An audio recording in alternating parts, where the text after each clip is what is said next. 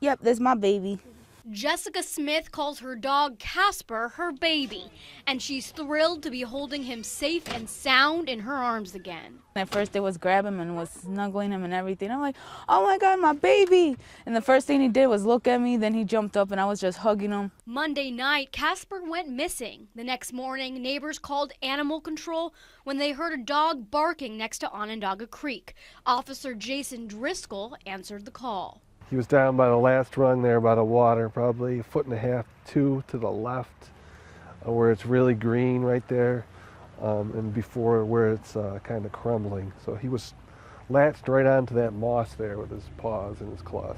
3 other officers held Driscoll by his ankles as he reached down to grab Casper with an extended leash. Didn't give it much thought till after, and probably it wasn't the wisest decision, but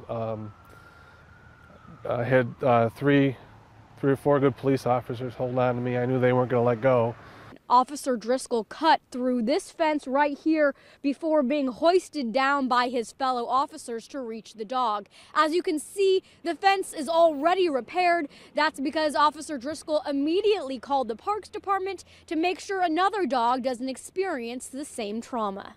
For Officer Driscoll, it was just another day on the job. I didn't expect to hear anything about it. I just went about my day like everything else. When I found out the officer did it, I'm like, oh my God, I'm so thankful for someone like that, because nowadays you don't find a lot of people to help animals or people anymore. But for Casper's mom, it was the day she got her baby back. Reporting from Syracuse, I'm Dora Scheidel.